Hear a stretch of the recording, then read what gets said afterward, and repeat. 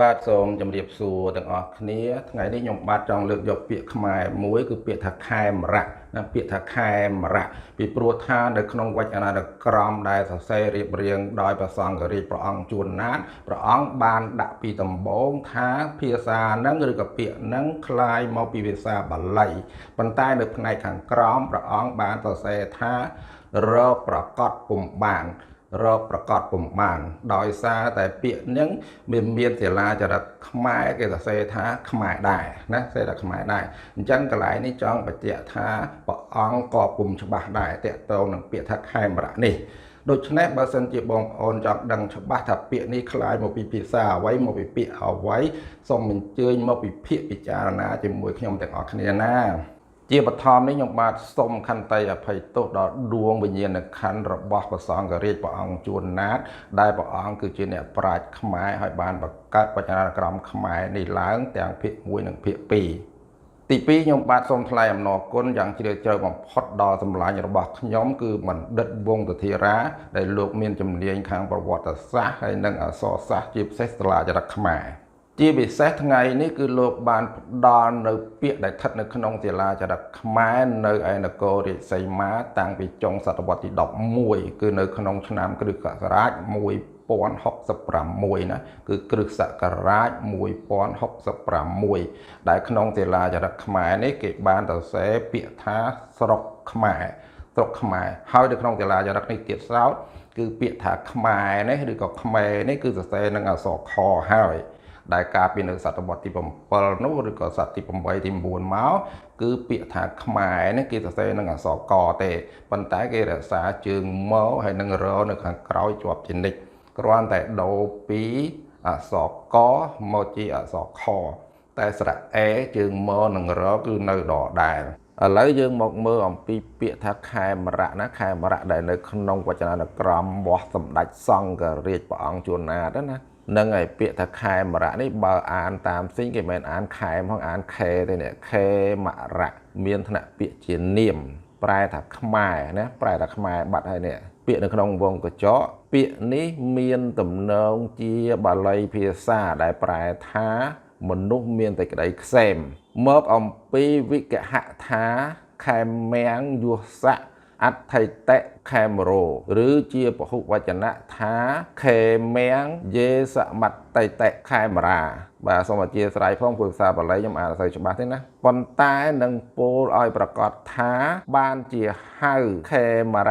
រៈនោះពីព្រោះប្រែថាមានតែក្តីខ្សែមដូច្នេះក៏អាចដឹងប្រកាសពុំបាននេះត្រង់ចំណុចហ្នឹងដូច្នេះក៏អាចដឹងប្រកាសពុំបានពីព្រោះក្នុងសិលាចារឹកបុរាណសរសេរខ្មែរក៏មានណាសរសេរខ្មែរក៏មានបាទបើអញ្ចឹងទេសូមតាមដានជាមួយខ្ញុំបន្តទៅទៀតបាទបន្ទាប់ពីយើងបានឃើញអក្សរនៅក្នុងសិលាចារឹកខ្មែរគឺសិលាចារឹកនៅនគររាជសីមាអំពីពាក្យថាស្រុកខ្មែរឬក៏ស្រុកខ្មែរនឹងរួចហើយខ្ញុំចង់លើកយកពាក្យខ្មែរមកបញ្យល់បន្ថែមបន្តិចខ្ញុំសូមកាត់ពាក្យស្រុកចេញយកតែពាក្យខ្មែរទេណាអូខេឥឡូវយើងតាមទាំងអស់គ្នាមក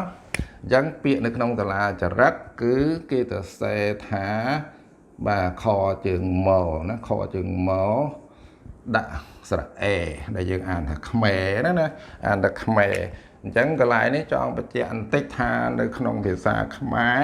គឺតាំងពីបុរេអង្គរសម័យអង្គរនិងក្រោយអង្គរគឺក្នុងភាសាខ្មែរគឺមានជើងណាគឺមានជើងនំរួតគឺមានស្រាប់ហើយណាអញ្ចឹងហើយក្នុងតួព្យញ្ញៈមួយព្យញ្ញៈខ្មែរគឺមានក្បាលមានដងខ្លួនមានជើងនិងមានសក់លើកលែងព្យញ្ញៈខ្លះវាអត់សក់អញ្ចឹងណាអូខេប៉ុន្តែនៅក្នុងភាសាថៃពេលដែលគេយកទៅកែកន្លែងហ្នឹងមានន័យថាគេអត់មានប្រើជើងទេអត់មានប្រើជើងទេហើយរូបព្យញ្ញៈខ្លះគឺអត់សក់ហ្មងគឺអត់មានសក់ទេគឺមានតែក្បាលឯដងខ្លួនគឺអត់ជើងហ្នឹងហើយដល់ទៅពេលថៃគេអត់មានជើងអញ្ចឹងគេយកទៅសេជាពង្រាយមានសេរាយតគ្នាណាគេសេរាយតគ្នាអញ្ចឹងមានន័យថាថៃគេសេចេះនេះសៃវិស័យថៃបាទថៃគេយកទៅសេចេះសអេគេក៏មានវត្តគឺត្រង់ចឹងហើយខហ្នឹងដូចគ្នាខហ្នឹងគេសរសេរប្រហែលគ្នាដែរណាខដល់ជើងមកនេះគេសេរាយមកចេះបាទសេរីអញ្ចឹងហើយរហ្នឹងក៏ដែរ តែថៃគេអត់ថារគេរអញ្ចឹងខ្មែរគេសេអញ្ចេះដល់ពេលថៃអត់មានជើងគេសេរាយអញ្ចឹងមានន័យថាជើងរបស់គេគេយកតួព្យញ្ជនៈទី2មកជើងទី1វិញអាហ្នឹងនៅក្នុងភាសាថៃគេហៅថាអក្សរខួបណា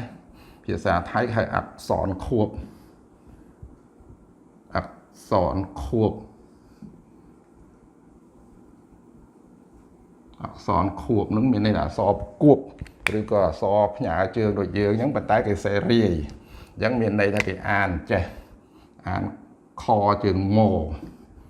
ខជើងមកខ្មដាក់ស្រៈអេខ្មែរប៉ុន្តែតួរគេនេះគេអត់ចោលទេនៅក្នុងភាសាថៃគេហៅថាមាត្រាកុនអញ្ចឹងពេលណាវាដើរតួប្រកបវាចេញខ្យល់ជាណនូណា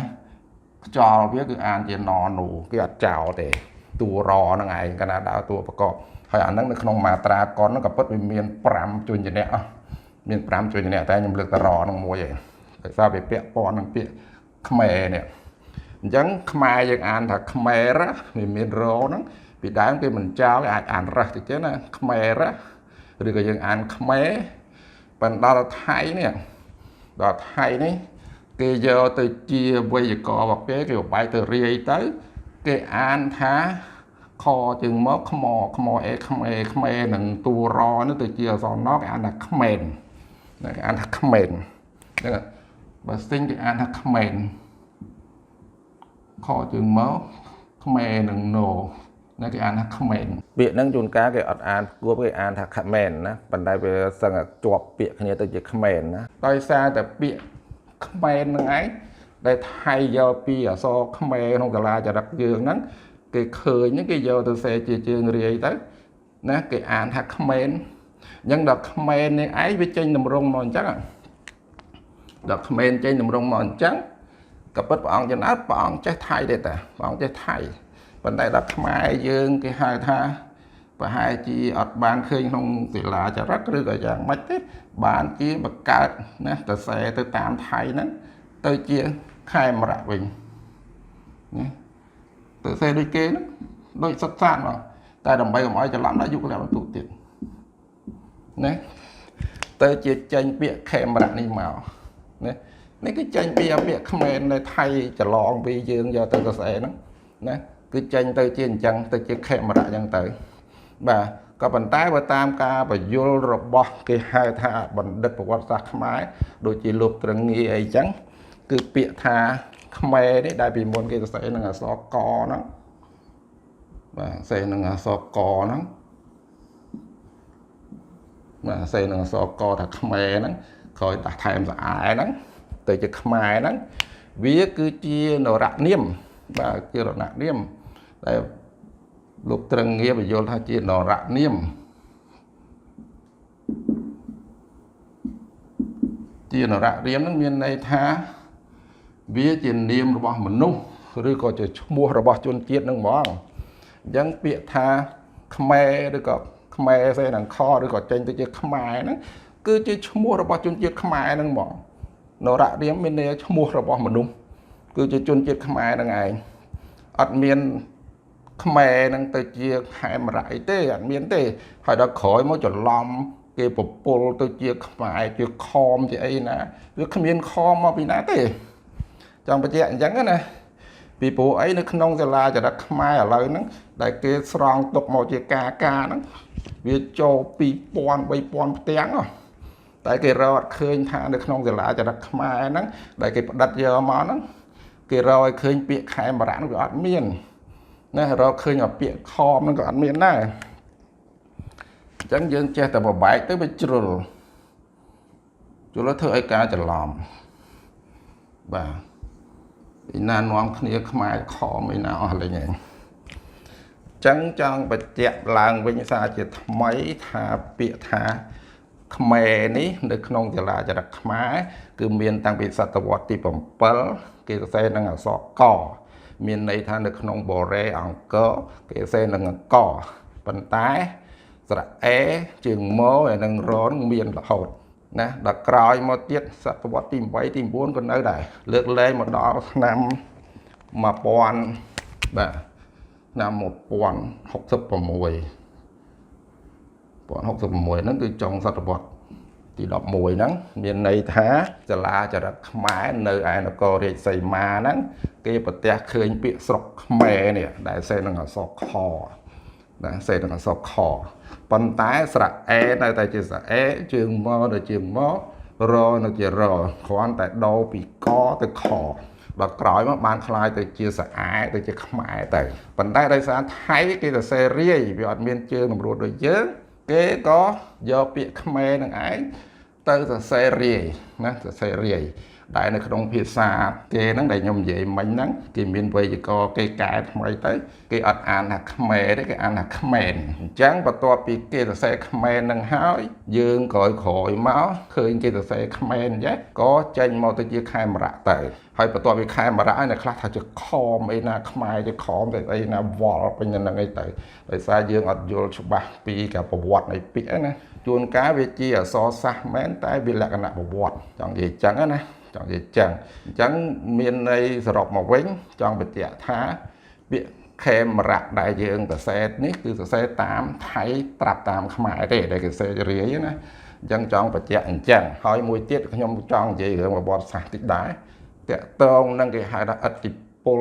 ដែលយើងចុះខ្សោយឥទ្ធិពលដែលយើងចុះខ្សោយសំខាន់បំផុតគឺសម័យអាដុងអញ្ចឹងសម័យអាដុងសម្ប័យព្រះមហាក្សត្រនៅក្នុងបរមរាជវាំងហ្នឹងគឺត្រូវបានគ្រប់គ្រងដោយស្ដេចសៀមណាគ្រប់គ្រងដោយស្ដេចសៀមអញ្ចឹងហើយបានជាអក្សរសាស្ត្រមួយចំនួនគឺយើងយកណាគឺយកតាម